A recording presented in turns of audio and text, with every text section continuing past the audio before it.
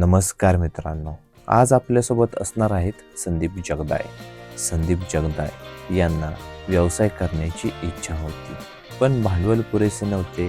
घरातली परिस्थिती हालाकीची होती.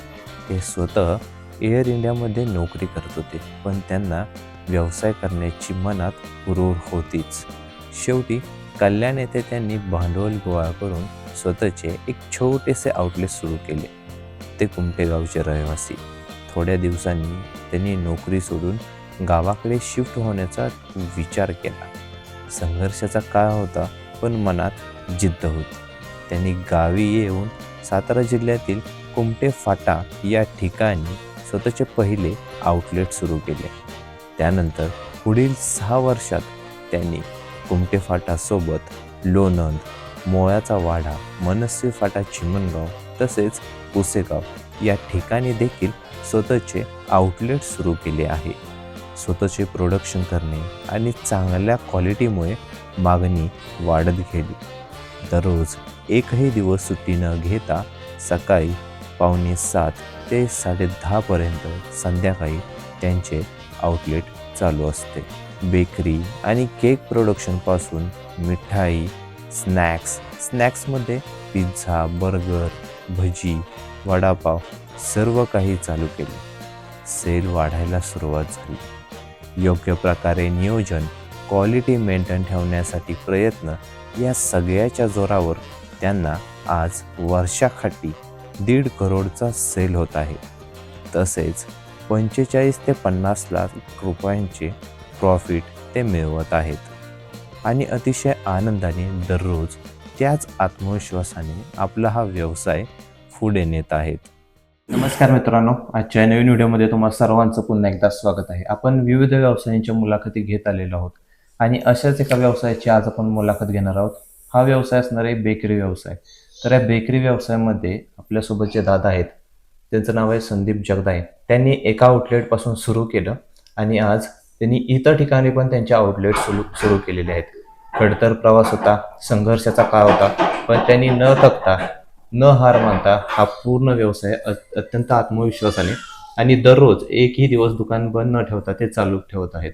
संपूर्ण अनुभव आपण त्याच्याकडून जाणून घेऊ.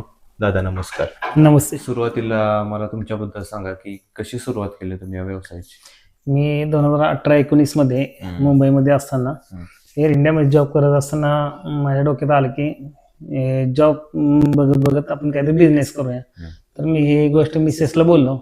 तर मिसेसने सांगितलं की बाबा हे आपल्याकडे काही एवढं भांडवल नाही आहे की तुम्ही व्यवसाय चालू करायला.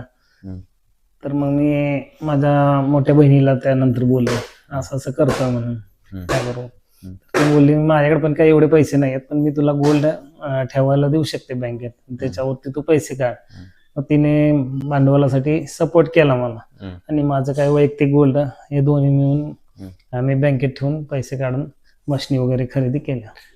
याच्या आधी व्यवसायाला सुरुवात करायच्या आधी तुम्ही काय करत होता? म्हणजे नोकरी करत होता? हो, एअर इंडियामध्ये जॉब करत होता. त्या नोकरीसाठी तुम्ही अभ्यास केला असेल, मग तो अभ्यास एवढा करून आपल्याला नोकरी लागलेली आहे, ती नोकरी तुम्ही सोडण्याचा विचार कधी केला तुम्ही? मग आता मला नोकरीला जायचं नव्हतं, पण परिस्थिती अभावी मी गेलो. कारण व्यवसायासाठी पुरेसे आपल्याकडे एवढं भांडवल नव्हतं. घरची परिस्थिती थोडी हलाखीची होती. मग मी निश्चय केला काही करून करायचंच आपल्याला. मग भांडवल इकडून तिकडून करून मी गोळा करून व्यवसाय चालू केला. सुरुवातीचा व्यवसाय कुठे केला? म्हणजे नोकरी करत करत केला? सुरुवाती व्यवसाय मी पहिलं रिझाईन केलं नाही जॉबला. जॉब करत करत मी नाईट शिफ्टला काम करायचो आणि डेला इकडे बेकरी चालवायचं. मग 2 कामगार होते माझ्याकडे पहिल्यांदा. तर ते प्रोडक्शन करून मी स्वतः एक आउटलेट चालू केलं कल्याणमध्ये. तिथे मग लॉकडाऊन पडला. लॉकडाऊनमध्ये चांगला मला रिस्पॉन्स भेटला. त्याच्यानंतर मग मी गावी शिफ्टिंग केलं 2 वर्षांनी. 2020 साली मग कुमटे फाटा येथे माझं मोठी फॅक्टरी आणि आउटलेट चालू केलं.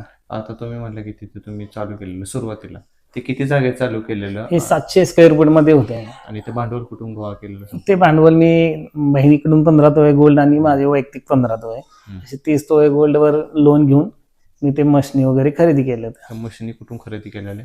ही मशिनी कोल्हापूर कोणार कंपनी आहे, बर, त्यांच्याकडून खरेदी केल्या. खूप चांगली सर्व्हिस आहे त्यांची. आता तुम्ही प्रोडक्ट्स तयार करायचे कसं शिकलं सगळं? माझे एक मित्र आहेत विशाल वाडकर म्हणून, त्यांची पण एक बेकरी आहे वाईला. तर त्यांनी पण बऱ्यापैकी मला मार्गदर्शन केलं, कोणत्या कंपनी मशीन वगैरे घ्यायचे, कामगार कुठून आणायचे वगैरे. तर त्यातून मला कल्पना थोडी आयडिया भेटली. तिथून आयडिया भेटली, मग तिथलं आउटलेट बंद का पडलं तुमचं? बंद नाही पडलं, मी बंद केलंय. गावी शिफ्टिंग केल्यामुळे पॉसिबल नव्हतं तिकडे चालू ठेवणं. आणि गावाची थोडीशी ओढ होतीच पहिल्यापासून, गावात राहून काहीतरी आपल्याला करायचे, नाव कमवायचे. त्या उद्देशाने मी इकडे शिफ्टिंग केलं. शिफ्ट करायला गेला तुम्ही, पण सुरुवातीचा जो संघर्षाचा काळ असतो तो म्हणजे घरच्यांना आपण कसं सगळं सांगायचं की आता ऍक्च्युली मी घरच्यांना काही सांगितलं नव्हतं की मी इकडे गावी येतोय किंवा काय. न सांगता मी गावी शिफ्टिंग केलं. आणि त्यानंतर मला बेकरीसाठी जागा वगैरे अवेलेबल होत नव्हती. प्रत्येक चौकात पहिले दुकानं होते, कोणा व्यवसाय होता. मला जागा भेटत नव्हती. मी कुमटे फाट्यावरती लास्ट पर्याय म्हणून मी जागा निवडली. आणि ते एवढा पॉईंट फेमस झाला की आता आपला कुमटे फाटा आपल्या बेकरी नावाने ओळखला जातो. सातारा जिल्ह्यातील कोरेगाव तालुक्यातील कुमटे फाटा या ठिकाणी त्यांनी सुरू केलं पहिलं त्यांचं आउटलेट. तर पहिलं आउटलेट चालू केल्यानंतर मला सांगा की तिथला अनुभव काय होता? म्हणजे तुम्ही जागा निवडली, ती किती जागा होती? ते 1 गुंठा जागेमध्ये मी फॅक्टरी आणि आउटलेट चालू केलं होतं. सुरुवातीचा जो अनुभव होता तो काय होता तुमचा? म्हणजे सगळं प्रोडक्शन तुम्ही चालू करणार होता तिथं? सुरुवातीला मी प्रोडक्शन चालू केलं तेव्हा एवढी मागणी नव्हती आणि त्या तुलनेत भांडवल वगैरे खूप जायचं माझं. नाशवंत माल असल्यामुळे सेल नाही झाला तर फेकून देण्याशिवाय दुसरा पर्याय नव्हता. मग सुरुवातीला मी रोज 10-20 हजार रुपये कुठल्या ना कुठल्या मित्राला मागायचो. मग सगळे मित्र म्हणाले यार हे व्यवसाय करतोय पण हा रोज पैसे मागतोय, याचं काय होईल पुढे जाऊन. नंतर मग मी पहिलं माझं बेकरी आणि केक प्रोडक्शन होतं, तर त्याला बऱ्यापैकी मागणी होती. त्याच्यानंतर जेवढा आपला खर्च आहे त्या तुलनेत कमी होती. नंतर मग मी मिठाई, नंतर स्नॅक्स चालू केलं. स्नॅक्स मध्ये ऑल प्रोडक्ट, पिझ्झा, बर्गर, भजी, वडापाव वगैरे सर्वच मिसळपासून. मग त्यानंतर माझा सेल चांगला वाढला आणि बेकरी प्रोडक्ट जसे कस्टमर हळूहळू करून वाढले, कस्टमरला विश्वास बसला आपल्या प्रोडक्ट वरती, तेव्हा माझा सेल खूप चांगला वाढला. तुमचं पहिलं आउटलेट तुम्ही चालू केलं, या पहिल्या आउटलेट नंतर तुम्ही बाकीचे आउटलेट पण चालू केलेत, तर ते आउटलेट करायला तुम्हाला किती टाइम गेला एकूण? तसं बघायला गेलं तर साधारण 6 वर्ष गेली आउटलेटला. पहिलं आउटलेट मी कुमटे फाट्यावरती चालू केलं, त्याच्यानंतर सेकंड आउटलेट मी लोणंदला चालू केलं, आणि थर्ड मुळाच्या वाड्यावरती चालू केलं, आणि फोर्थ इथे मनुश्री फाटा चिमणगाव इथे चालू केलं, आणि आता 5वं केलं ते पुसेगावला केलं, न्यू साईश हॉटेलच्या बाजूला. प्रत्येक आपल्याला आउटलेट सुरू करण्यासाठी योग्य लोकेशन लागतं, ते लोकेशनचं तुम्ही कशी निवड करता, कशी केली निवड? नाही, बेकरी म्हटलं की कुठल्याही चौकात लोकेशन लागते, आणि आता हा कुमटे फाट्यावरती एवढं काय डेव्हलप नव्हतं पहिलं, त्यामुळे मला ती जागा भेटली, तिथून मी चांगली डेव्हलपमेंट केली. मग आता सुरुवात केली, आउटलेट चालू झालेत, कस्टमरचा फीडबॅक कसा येतोय, आणि प्रत्येक प्रोडक्ट तयार करण्यामागे तुम्ही क्वालिटी मेंटेन ठेवण्यासाठी काय काय करता? क्वालिटी मेंटेन ठेवण्यासाठी आम्ही माझा भाऊ, बहीण आणि मी सदैव प्रयत्नशील असतो. कामगारांवरती लक्ष ठेवणे, क्वालिटी मेंटेन करून घेणे, हे काम सगळे माझे बहीण आणि भाऊ बघत असते, आणि मी इकडे मार्केटिंगला असतोय. त्यासाठी लागणारा कच्चा माल तो कुठून आणतो तुम्ही? कच्चा माल मी कोरेगाव मिथून ट्रेडर्स म्हणून आहेत त्यांच्याकडून आणतो, आणि केक साठी जो कच्चा माल लागतो तो भारत ट्रेडर्स सातारा त्यांच्याकडून घेतो. आता एवढं सगळं करताना आपल्याला कामगारांची पण गरज बसते, पण कामगारा व्यतिरिक्त तुम्ही काय काय करता स्वतः, आणि काय काय करत होता तुम्ही आधी?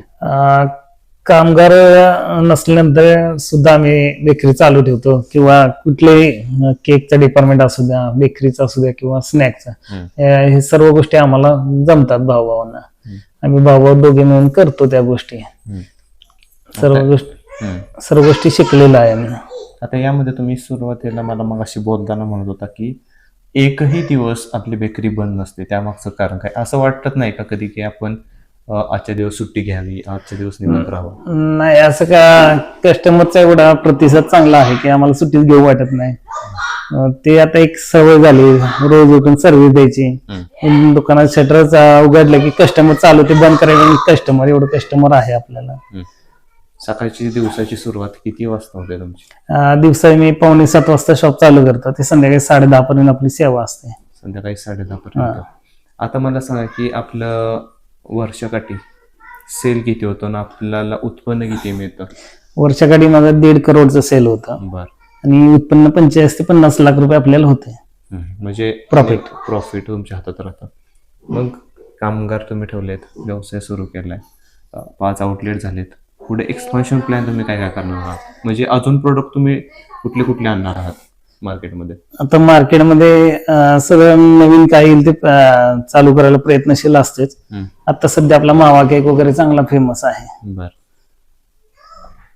आता नंतर मला गव्हाचे प्रोडक्ट्स वगैरे तयार करणार आहे भविष्यामध्ये. चालू आहे आमचं त्यासाठी प्रयत्नशील आहे. आता तुम्ही म्हटलं की मावा केक तुमच्या इथे स्पेशल आहे. कोणते कोणते स्पेशल प्रोडक्ट तुमच्याकडे आहेत ज्याची जास्त मागणी असते? आता तसं बघायला गेलं तर तिन्ही बेकरीमध्ये आमची लादी वगैरे चांगली फेमस आहे. मावा केक, आईस केक वगैरे खूप चांगले फेमस आहेत आमचे. मागणी खूप आहे त्यांना. तुम्ही एवढे सगळे प्रोडक्ट करता, जो रेट असतो तो तुम्ही कसा ठरवता? ते प्रोडक्शन कॉस्ट काढून त्याला थोडस प्रॉफिट वगैरे ऍड करून ते कॉस्ट काढतो आम्ही त्याची. आता पुढे तुम्ही संपूर्ण नियोजन करणार आहात. आता इथून पुढे जाताना कोणती कोणती तुम्ही काळजी घेणार आहात? म्हणजे व्यवसाय करताना जी प्रोडक्ट क्वालिटी मेंटेन ठेवावी लागते त्यासाठी कशी काळजी घेणार आहात इथून पुढे? प्रत्येक प्रोडक्ट मागे कशी काळजी घेणार आहात? खरं तर पाहायला गेलं तर आम्ही कॅमेरानं सांगत असतो काय पाहिजे ते माल मागाच, पण प्रोडक्टला क्वालिटी चांगली द्या म्हणून. क्वालिटीत काय कॉम्प्रोमाइज करत नाही आम्ही. अतिशय सुंदर अनुभव तुम्ही सांगितला. आता व्यवसाय प्रत्येकाला सुरू करावा असं वाटतो, पण व्यवसाय करत असताना त्याला असं वाटतं की नोकरी सोडून व्यवसाय सुरू केल्यानंतर आपण सक्सेसफुल होईल का, यशस्वी होईल का? पण तुम्ही यशस्वी झाला त्यातून. आता नोकरी करतोय एखादा, म्हणजे तुम्ही आधी नोकरी करत होता, समजा की आता तुम्ही आता एक जण नोकरी करत आहे, त्याला व्यवसायामध्ये उतरायची, त्याने कोणता व्यवसाय निवडावा आणि कशी सुरुवात करावी, भांडवल वगैरे सगळं? तसं पाहायला गेलं तर कोणी असं आजच्या तरुण पिढीने कोणाला व्यवसाय करण्यास इच्छुक आहेत त्यांनी आपल्याला कशामध्ये आवड आहे, कोणत्या क्षेत्रामध्ये ते क्षेत्र निवडावे. भांडवल काय म्हणाल तर बँका लोन वगैरे द्यायला बसले. योग्य प्लॅनिंगने त्यामध्ये योग्य प्लॅनिंगने ज्या कामासाठी पैसे काढले त्याच कामासाठी वापरून. तुम्हाला आता असं वाटतं का की बरं झालं आपण ती नोकरी सोडली ते, असं कधी हो, वाटतं का? आता मला वाटतंय बरं, कारण नोकरीमध्ये एवढी प्रगती झाली नसते माझी. व्यवसायामध्ये कसं कष्ट खूप आहे, खूप वेळ द्यावा लागतो, पण मालक आपण आहे. आता महत्वाचा प्रश्न, या सगळ्या अनुभवातून नोकरी सोडून व्यवसाय निवडला, या अनुभवातून तुमच्या जीवनामध्ये वैयक्तिक कोणते कोणते बदल झाले? जीवनामध्ये तर खूप बदल झालेत. 2017 साली आमचे वडील ऑफ झाले तेव्हा परिस्थिती एवढी हालाकीची होती की आत्महत्याच करावी असं वाटायचं. पण त्यातून पण आम्ही तिघा भावांनी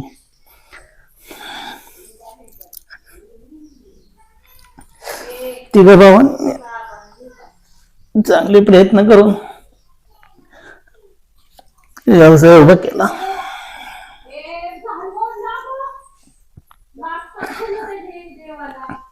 म्हणजे अतिशय कठीण काळ होता तुम्हाला त्यावेळेस, आणि आता तुम्ही जो संघर्ष केला त्यातून तुम्हाला अतिशय चांगल्या प्रकारचं यश मिळालेलं आहे. असंच तुम्हाला यश मिळावं अशी ईश्वरचरणी प्रार्थना करतो, आणि तुम्ही जो संघर्ष केलाय तो इतरांना देखील या व्हिडिओतून प्रेरित करेल असं मला वाटतंय. खूप खूप धन्यवाद. तुम्ही तुमचा मोलाचा वेळ काढून एवढी माहिती दिली आणि स्वतःचा व्यवसाय अतिशय चांगल्या प्रकारे तुम्ही चालवत आहात. खूप खूप धन्यवाद. आणि इथून पुढची तुमची जी वाटचाल असणार आहे या व्यवसायामध्ये, आणि या व्यवसायामध्ये तुमची जी वाटचाल असणार आहे त्याबद्दल तुम्हाला खूप खूप शुभेच्छा.